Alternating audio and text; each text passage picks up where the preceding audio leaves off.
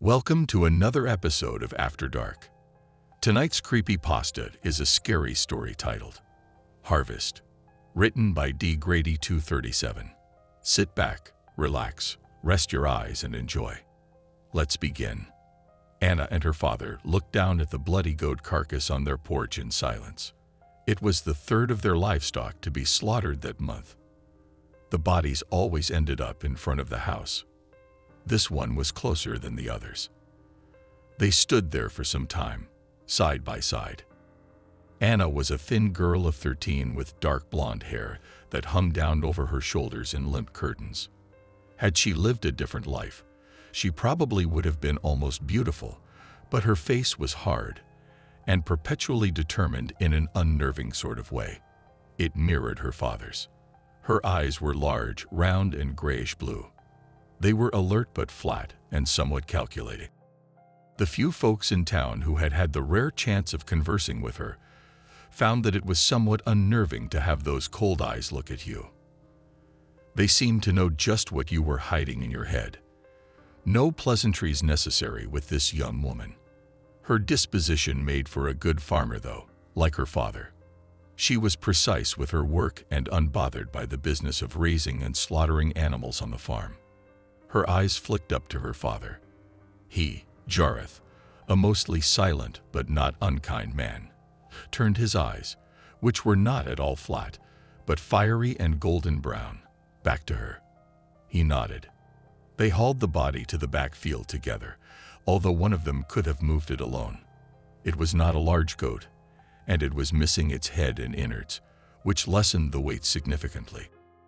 That night, they burned the goat's body in a pit that had become the designated burning spot. They didn't want to use the contaminated and mangled meat, and they didn't want any animals coming in and sniffing around after it, or maybe they didn't want whatever thing had been tearing up their livestock to come back. Either way, it felt like the right thing to do, and it had become a sort of ritual for them, one that each of them secretly felt was its own kind of ancient magic to ward off evil or bad luck, or whatever it is that poor folks use to explain their misfortune. Anna's mother, Ellen, would watch from the window when they did this, her face a frozen mask of worry. She didn't like the woods and she didn't like the killing. She did the housework and had planned on doing the child rearing, but there had only been one child, Anna, and Anna took care of herself. So it was just Ellen, hiding inside, keeping her mind busy as Anna and Jareth did their duties every day, and now they're burning every night. That night Anna had a dream. She dreamed she was wandering through the woods near their farm, but everything was bigger. The brush was so thick she could barely push her way through. There was no path, just leaf-lined ground and trees so thick they blotted out the sunlight. She was frightened and every noise made her pause and wait. She felt that something was stalking her. She could smell it. It smelled like the burning goat, burning flesh. Then the pain started. It ran up her legs to her hip bones. It felt like every bone was splintering and trying to push through her flesh. She felt her arm bones go hollow, like something was eating the marrow inside, sucking it out.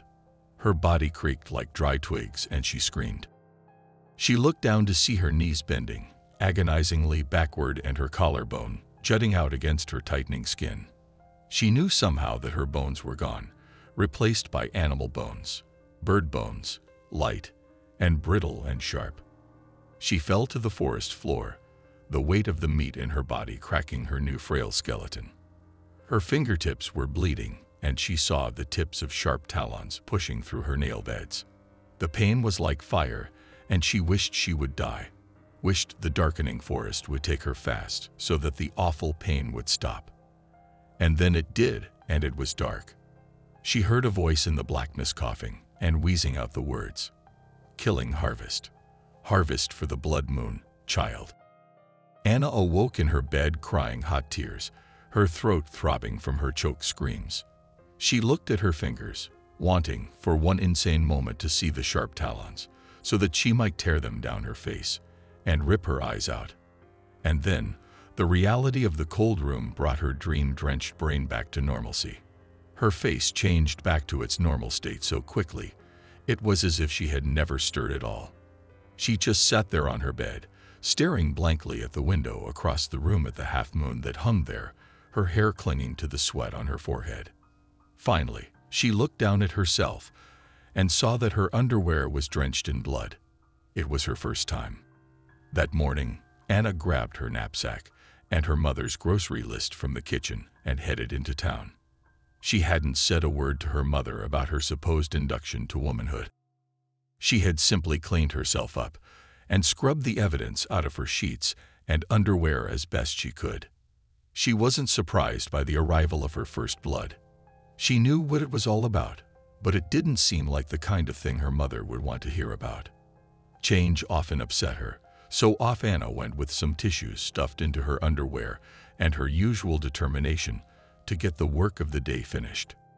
She walked down the dirt road leading from the farm, looking down at her battered old work boots as she kicked rocks and worked her way towards the main road. Suddenly, a bloody mass of fur came into her sight line. She stopped, her boot only 6 inches away from it. She stopped and stared down at it. It was a cat, or rather it had been. Now it was hardly recognizable as anything at all. It was just a blob of black, blood-matted fur. She could only tell it was a cat because of the sharp teeth jutting out of a small, crushed head. One triangle ear still stood out on top. She felt ill of the sight of it. It wasn't a cat she had seen before, but its closeness to their farm made her uneasy. They were like psychotic gifts left around the property for her and her family to find. Or maybe she was just falling too far into her father's psyche. For all the stoicism her father had on the outside, he had just as much superstition and paranoia about the world rolling around on the inside. At night, when they stood by the fire, if there was something to be burned that night, he would tell her his theories. He had many, and they were not full of the kind of magic that Anna would have liked to hear. They were dark and violent ideas about what the world was really made of. He was not the kind of father who would tell you not to fear monsters in the closet. He would look you directly in the eye and tell you to be wary then, and maybe keep a knife under your pillow. Anna pulled her thoughts and her eyes away from the cat and moved on down the road. When she made it to town, she was reminded again of how secluded their lives on the farm were. She only came into town maybe once a month. Mostly they got on eating off the farm or had some things delivered. She looked around at all the entertainment, a movie theater, a comic book store, a small wooden playground in the park. They all seemed odd to her. The only thing she really liked to do for fun was read. It didn't seem there was time for much else. And although she didn't know it, her mind was far more mature than most people her age. She had bigger thoughts in her head than watching a cartoon movie about talking dogs or reading beauty magazines, telling her how to get some models look with 5 simple tips. She felt like an alien whenever she came into town. None of it made much sense to her. She went into the store to get her mother some soap and baking necessities. She got what she needed and briefly stopped in an aisle with feminine hygiene products, but didn't know where to begin to choose something or what to do with it if she did. She decided she would use the tissue technique until she asked her mother about it. She supposed that was inevitable, and she would just have to deal with the awkwardness of that conversation. On her way out of the store, paper bag in hand, she nearly ran into a boy whose name she couldn't remember. She had seen him a few times when her mother used to take her to church. His parents owned one of the big white Victorian houses on Main Street. She supposed they were rich, but that didn't mean much to her except that he and his mother and brothers probably didn't have daily work to do around the house, and they certainly didn't have to skip any meals. This boy was pale and soft with little sunken eyes that darted around as he talked. He looked at her chest several times during their brief conversation. She noticed men did that now, and she barely had much to speak of in the way of curves yet. She sometimes felt they were checking to see, or rather waiting to see when she would be ripe enough, to see if she had turned woman yet. She supposed now she had, and wondered if this boy could smell it on her. "Have you heard about all the dead animals?"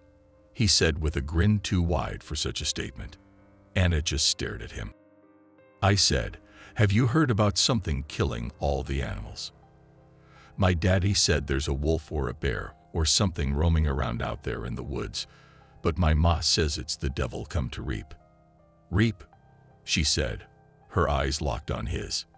"Yeah, you know, take from us for our sins. Punishment for what we are," he listed off, obviously parroting everything his mother told him. "And what are we?" she said, feeling lightheaded and wanting to run away from his moony cottage cheese face. "Humans. We're full of sin and lust. You know about that, right? My mom says girls are the most sinful, especially trashy little sluts like you," he said. He caressed one of her small, newly formed breasts and winked at her. He was laughing at her, sneering at her, perhaps thinking that he was really doing a fine and dandy job of making conversation on this lovely afternoon. "Oh, wait, that's right. My friend, Tim, says you farm folk only fuck animals. Is that right?" He actually laughed out loud at this. Her head felt like it was full of bees, and a veil of red fury slowly lowered over her field of vision. She dropped her grocery bag, raised her arm up, and brought it back down with the swiftness of a cat, raking her nails across his cheek. It drew blood. The boy screeched and pushed her away. He clutched his bleeding cheek and backed away from her. He tripped over the curb and into the street and landed on his cushiony ass. Anna walked over to him calmly, silently, and brought her foot up and then down directly onto his genitals. He coughed out a dry scream, tears streaming down his face, rolling back and forth crying. "You bitch." He was crying like an infant, his face as red as a tomato, writhing in the street. Anna stood over him, one leg on each side of him, and leaned down into his face. He went silent immediately and looked up at her with eyes like saucers. She crouched down and looked at him, her nose only 3 inches from his. There wasn't a hint of anger on her face then, just cold, analytical curiosity. "We don't fuck animals. We slaughter them," she said. He whimpered. "Do you know how to use a knife?"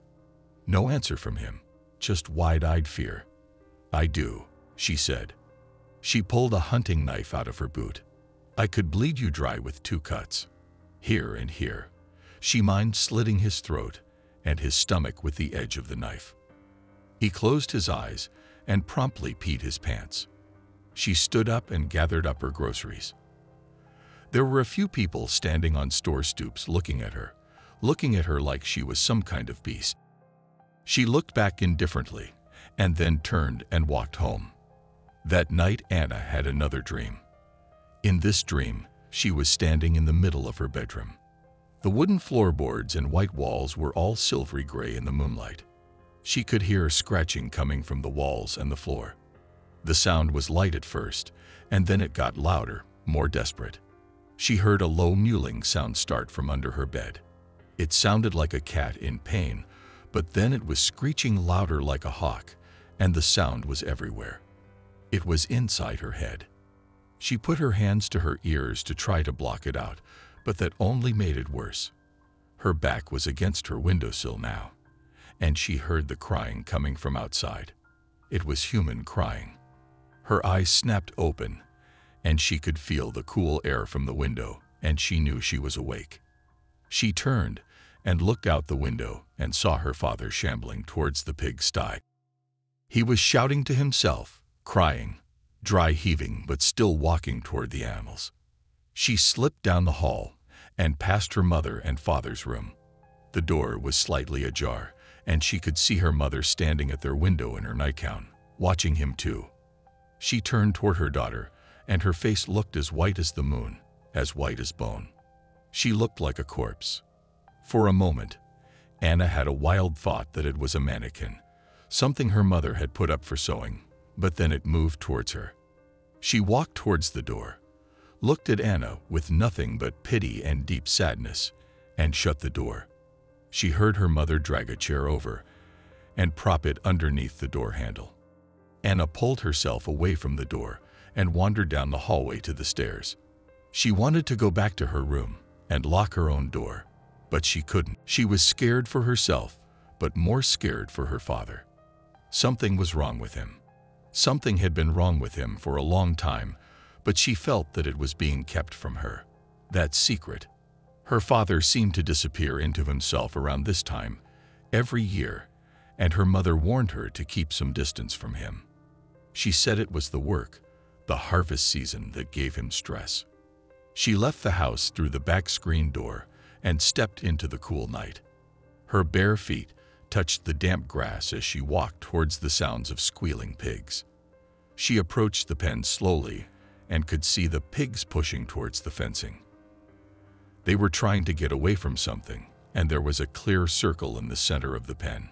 Then a scream, high and human-like, cut through the night. The rest of the pigs went silent, but for that one dying animal in the center. Then it went silent too. She moved closer, her legs trembling, threatening to give way, and then she saw a figure rise up. It was her father, but he was changed. His shoulders enormous and hulking, his mouth too big and dripping, his face long and pointed like a hyena. He was clutching half of the pig in fingers that looked like claws, gnarled and sharp, and much too long. He was covered in blood that looked black in the moonlight. He looked up at the moon and cried out. He howled, an agonized cry that made her moan with fear. Then he knelt again, and she could hear gurgling, ripping sounds. She tried to run, but her knees buckled, and she knelt there, sobbing. She put her hand over her mouth to stop the sounds. She looked back towards the house and saw her mother's ghostly figure in the window, watching. The pig started to squeal again, and she looked back and saw the beast standing in the center looking right at her, gore and flesh hanging from his mouth. His eyes were black sockets with flickers of sickly yellow light burning deep down through tunnels that seemed miles long. He locked eyes with her, and she saw his body convulse once, flinching at her presence, and then go stiff as he assessed his prey. She screamed then, loud, and managed to make it to her feet. He made a lightning-fast move towards the fence to get to her, but stumbled on the circling, grunting pigs. She saw him go down. She ran towards the woods to try to cut to the road. All her mind could think was to get into town, to get some help. She pushed through the trees and bushes, oblivious to the scratches that were opening up on her face and arms from the sharp bramble. She ran, her throat on fire and her body numb. She ran until she got to a clearing. It was so bright from the moonlight, she squinted against it. She saw the path that led to the road on the other side, but it was obstructed by a mound of dirt and debris in the center. She ran towards it, but as she got closer, she saw that it wasn't a pile of dirt. It was a pile of bloodied animal carcasses. There must have been near 100 dead animals piled high, their dead eyes staring dumbly this way and that. Suddenly, she was being hurled to the ground. The wind was knocked out of her, and before she could even try to take a shuddering breath, she felt her arms being pinned down. Something was on top of her. Then something hit her. She felt an explosion of pain on her right cheek as warm blood dripped down into her ear. She looked up, dazed, and saw that it was a boy. It was the boy from town. Two figures appeared on either side of him. His friends. Her eyes rolled back and forth between them, trying to focus. Another hit to her eye, and the pain jolted her back into reality. She looked into the eyes of the boy and could see the fury there.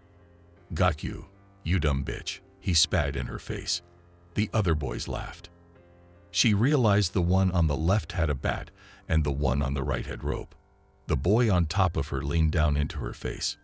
"You're gonna be nice now, right? I figured you might want to apologize to me. We're gonna have a good time now." He was smiling. Anna whipped her head up and crushed his nose with her forehead. Fresh blood exploded out of his face and flooded her mouth. She coughed and spit. He screamed. "Tie her up," he screamed. The other boys began to tie up her arms and legs. "I knew you and your family were a bunch of fucking freaks. I knew it. They'll give me a goddamn medal for putting a stop to this evil shit. He looked at the pile of animals and then to the surrounding woods. She could see the fear behind his anger. But first, we're gonna have some fun, he said. He licked her face from chin to eyebrow. He looked at her, wanting to see her fear, her submission. She spat blood into his eyes. She had plenty in her mouth. He grunted and wiped his stinging eyes with his shirt sleeve. He looked at her with such hate then that she knew he probably meant to kill her. He put his hands on her throat and started to squeeze. One of the boys laughed and howled like a wolf, but not like any real animal. They sounded small and foolish in the dark of the forest where real monsters roam. The boy was straddling her, holding her neck and smiling. And then he sat up and howled at the moon as well. There was a whizzing sound and then a thud, and his head was gone. Anna gulped in fresh air as his grip loosened and then fell away. His body slumped over and fell to the ground. The other boys were screaming, running. She rolled over on her side, gasping for breath, and saw her father, or what he had become, standing over her. He looked at her and then leapt over to the boy's rolling head. He picked it up and tossed it onto the pile of dead animals, and then went off into the trees after the other two. On the other side of the clearing, closest to the road, Anna could see dark figures lining the trees. Some had torches. She didn't know how many there were. They were watching. Then suddenly they began to retreat, back towards the town, and she could see there were many, stretching all the way back to the road. Anna closed her eyes.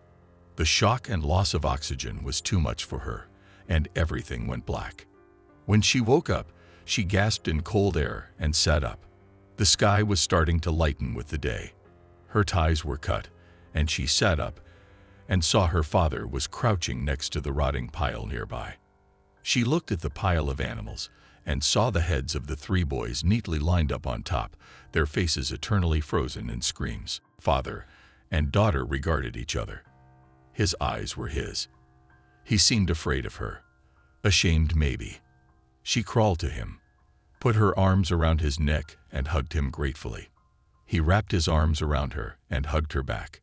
Looking over his back, she could see a ring of more carcasses, deer, dogs, cows, and more bloody meat sacrifices that she couldn't identify, didn't dare try to identify for her own sanity's sake. They were littering the tree line where the townspeople had stood, their own yearly offerings left to be collected.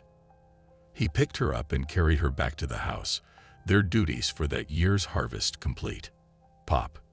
She looked up at him with tired eyes. He looked down at her. Those boys, she started. They won't be missed. But their parents. Their parents should have taught them the rules. You're a woman now. It's time your mother and I teach you too.